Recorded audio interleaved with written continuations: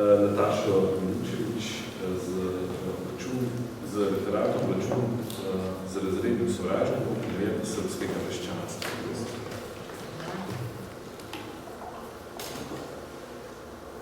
Poštovane dame i gospođo, drage kolege i koleginice,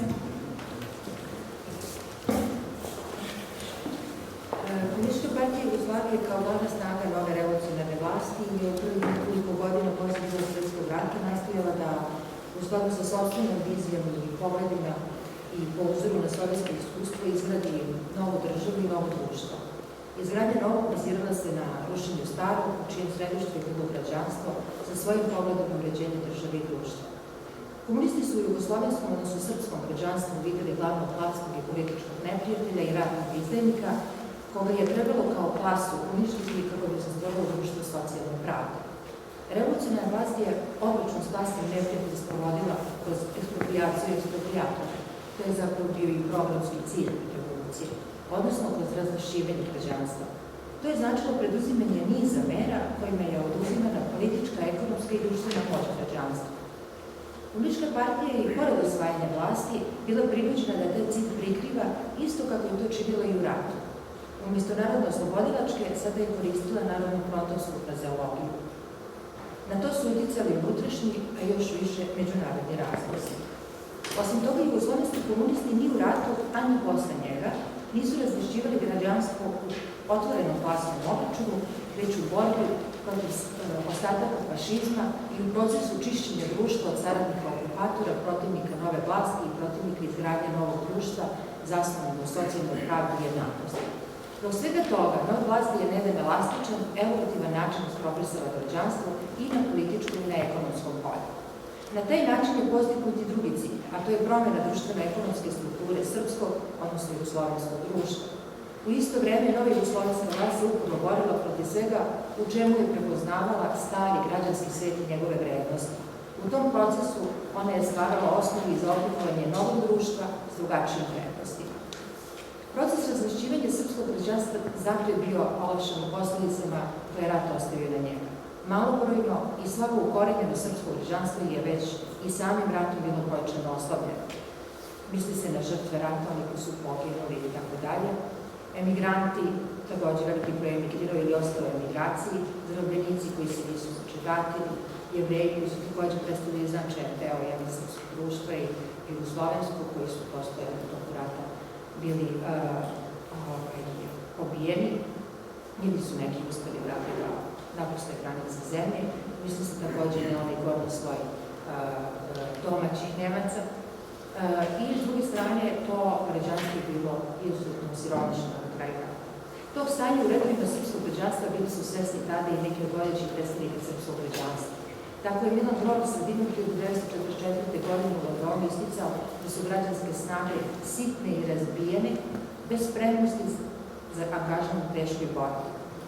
Iza toga je sledio i težak zaključak. Citiram, s tim se ne može računati u situaciji koja traži od prvog časa ljude i broj.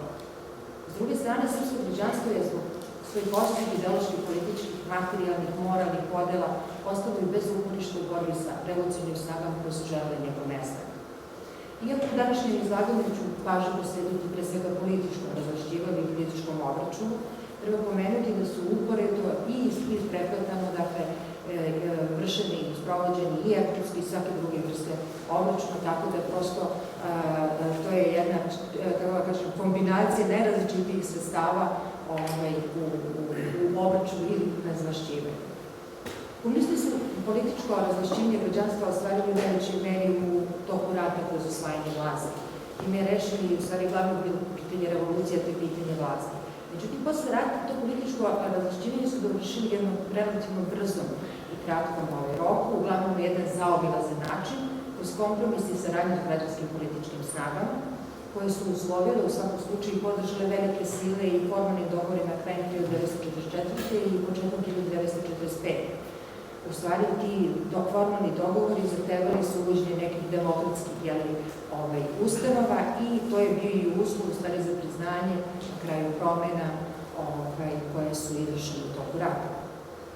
Komunistička partija Jugoslavije prihvatila da u politički život zemlje uvedene kompromitovane građanske političare i dozvoli obnovu građanskih stranaka, međutim za nju kao nosioca revolucije podela vlasti s građanskim snagama nije dolazila u obzir. To najbolje ilustruje jedno viđenje izbora zabeleženo na partijskom savjetovanju u avgustu 1945. godine. Za komunističku partiju su izbori pitanje opstanka revolucije.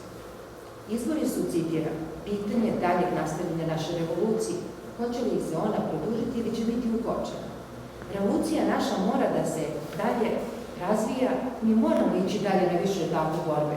Ako izgubimo na izborima ili ako dobijemo malu većinu, onda bit će tašta za dalje put. Zato treba ove izbore shvatiti ozbiljno, vrlo ozbiljno, završen citat. Zato su komunisti upozoravani da je opasna parola ko izbore vodi taj mora da dobije. Jer nije, citiram, od sporednog značaja koliko će poslanika naši neprijatelji da dobiju. Naprotiv, to je od velikog značaja, završen citat. U tome je trebalo da ključnu ulogu imaju doneseni zakoni o štampi, izborima, udruženjima, pravu glasa itd.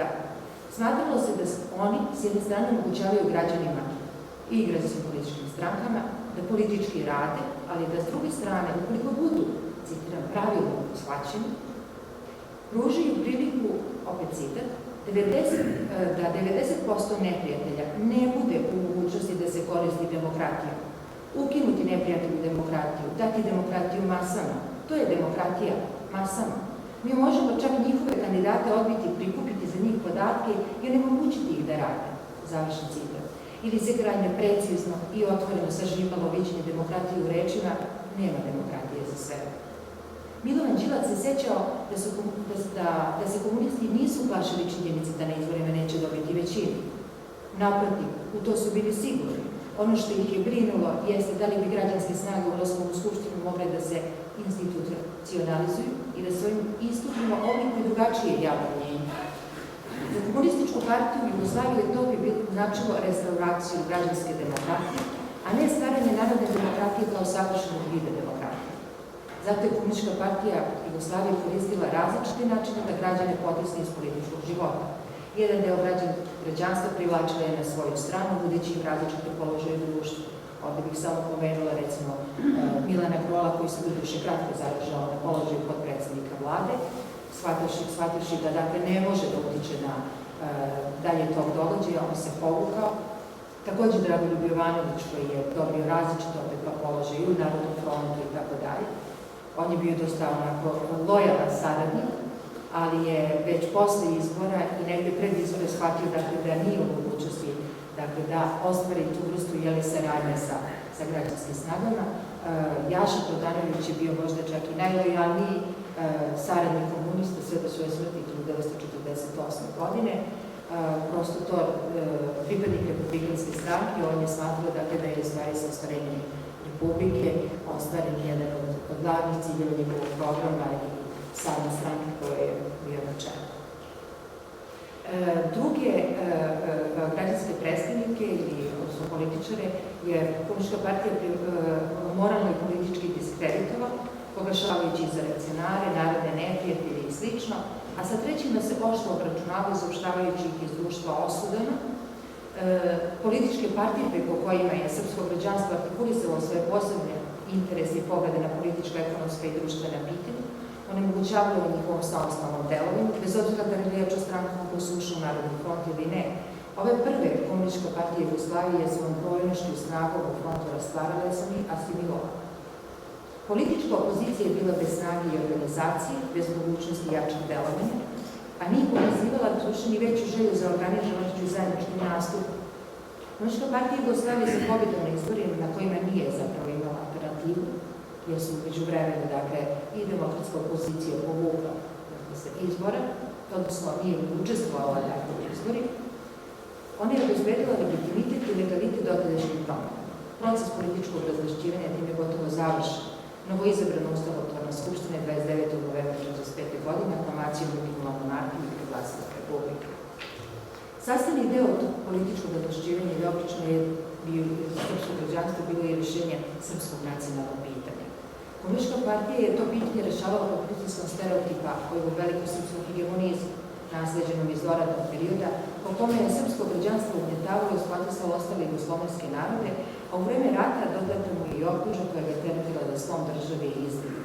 Negde na kraju rata sa govornice, recimo Asnosa i kasnije s osnivačkog kongresa Komunističke partije Jugoslavije u maju 1945. Dakle, to veliko srpski hegemonizmu i borbi protiv njega, gde je onako u jednom velikom i oštrom naletu ta borba proklamovana, pridodate još jedno, to je borba protiv Dražinovštine. Tako se tada govori. Odbacivanje tih optužbi podrazumevaju slavljenje položaja srpskog naroda kao najbrojnijeg naroda u novoj jugoslovenskoj državi. Sa federalnim uređenjem države proklamovano državno zasedanje u avgustu 1943. godine, Komunistička partija Jugoslavije je srpski narod podelila na nekoliko federalnih jedinica, formiranje Makedonije, Crne Gore, Cepanje i srpski narod i teritorija koju je srpsko građanstvo smatralo da predstavlja srpske nacionalne teritorije. Evo i nekoliko primjera kako su to videli građanski političari onoga vremena. Demokrata Milan Rok se nije protivio federalnom uređenju obravljanja Jugoslavije, smatrajući da protiv njega nije više niko. On se u odnosu na većinu srpskih građanskih političara u Londonu zalagao za obnovu Jugoslavije, smatrajući da njeno postojanje obezbeđuje najbolje srpski interes. Smatrao i da odvajanje dela srpskog naroda od matice, a koji bi se našao u okviru, na primjer, Hrvatske ili Bosne i Hercegovine, žrtva koju Srbi kao, citiram, najmnogobrojniji mogu lakše podneti nego drugi, ali i da ta žrtva zarad ravnopravnosti federalnih jedinica i harmoničnog uređenja potrebna. Međutim, ono što nije prirodno i što je naročito štetilo interesima srpskog naroda jeste pomijećanje Milana Grola, ali i drugih građanskih političara, izdvajanje Crne Gore i naročito Makedonije u posebne federalne jedinice. Ukoliko se federalni položaj Crne Gore i mogao opravdati razlozima istorijske i političke tradicije, Milan Grol je sumnjao u ekonomsku opravdanost tog položaja, a u potpunosti je odbacivao nacionalnu posebnost kao razlog za federalni položaj Crne Gore. Još je više se protivio federalnom statusu Makedonije. On je smatrao da je ona za Srbije bila zbog važnosti Moravsko-Vardarske doline pitanje pluća, odnosno jedan velik vitalni interes kako u ekonomskom, tako i u saobraćajnom pogledu. Zato po Milanu Grolu Makedoniji trebalo dati široko zasnovanu samoupravu. Republikanac Jaša Prodanović je smatrao da načelo samopredeljenja do cepljenja nosi opasnost od odvajanja Makedonije i njenog eventualnog priključenja Bugarskoj, čega se u stvari najviše i plaši. On se jedino mogao složiti sa autonomijom Makedonije. S druge strane, u Crnogorcima nije video poseban narod.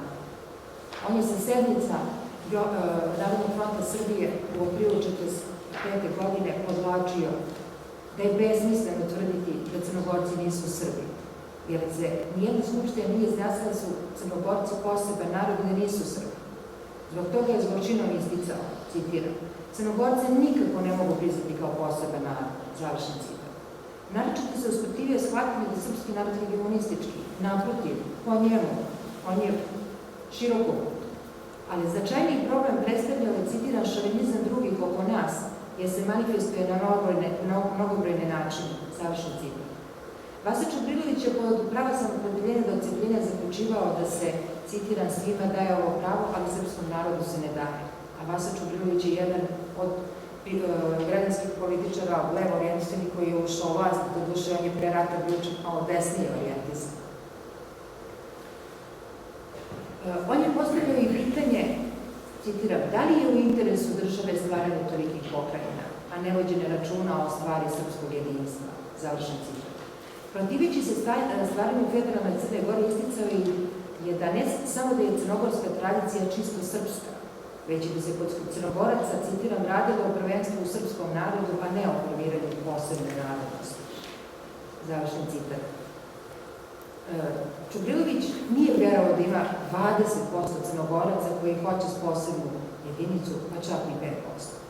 Posebno oštro je stupio protiv rešenja srpskog nacionalnog pitanja Antonije Todorović. On je bio protiv saradnje sa komunistima i napustio i glavni odbor Republikanske stranke sa obrazloženjem da je komunistički režim, citiram, diktatorski, fašistički, amoralan i skroz antisrpski. Završen citat. Za njega nije u pitanju samo nedemokratičnost režima, već i to što komunistička partija, opet citiram, srpski narod cepa na nekoliko delova bez da o tome pita srpski narod, a hrvatski i slovenački prostor ostavlja nedirnut. Završen citat. Pomenuti iskazi protivljenja komunističkom rešenju nacionalnog pitanja od strane građanskih političara naravno nisu imali većeg odjeka na praktična rešenja, pošto je to pitanje već pre toga praktično rešeno i samo je dovršavano njegovo rešavanje u toku 1945. godine, a Srbija je na kraju rata i posle rata konstituisana kao složena federalna jedinica u Jugoslovenskoj federaciji. Konačan oblik dobila je sredinom 1945. godine, kada su prihvaćene odluke o priključenju Vojvodine i Kosova i Metohije. Neke od velikih ideja srpskog građanstva, koje smo pomenuli, ideja demokratija, antikomunizam, ideja vera u sopstveno rešenje srpskog pitanja, su u susretu i sudaru sa revolucionarnim političkim snagama poraženi i praktično nestale, zajedno sa građanstvom kao političkom i društvenom klasom. Srpsko građanstvo je posle velikih iskušenja sa kojima se suočavalo tokom prethodnih decenija, na primjer kao što je iskušenje koje su pratili ostvarenje nacionalnog ideala stvaranja demokratske države u kojoj bi živjeli svi Srbi, ili oni koji su iskrestavili više nacionalne države, ili ona naročito teška koja su proistekla iz ratova posebno Drugog svjetskog rata, bilo slabo, podeljeno i bez pomoći jake monarhije, vojske i podrške zapadnih savezničkih sila, da u tom istorijskom trenutku brani i odbrani ideju u čije ostvarivanje ugradilo politički, ekonomski, intelektualni potencijal i nebrojene ljudske žrtve. Starija generacija srpskog građanstva koja je iskusila demokratski i politički život bila je biološki i politički u svakom pogledu umorna i istrošena. Ona nije mogla da shvati novo vreme, koje je iziskivalo menjanje sopstvenih idejnih političkih pogleda i stavova i moralnih nazora i njihovo prilagođavanje novom dobu. I mlađa generacija građanstva koja je trebalo da preuzme i ponese borbu za pomenute ideje nije imala dovoljno snage, jedinstva i sposobnosti. Ona je sazrevala u godinama pred rat i nije stigla da iskusi šta znači pravi demokratski i parlamentarni život. Hvala.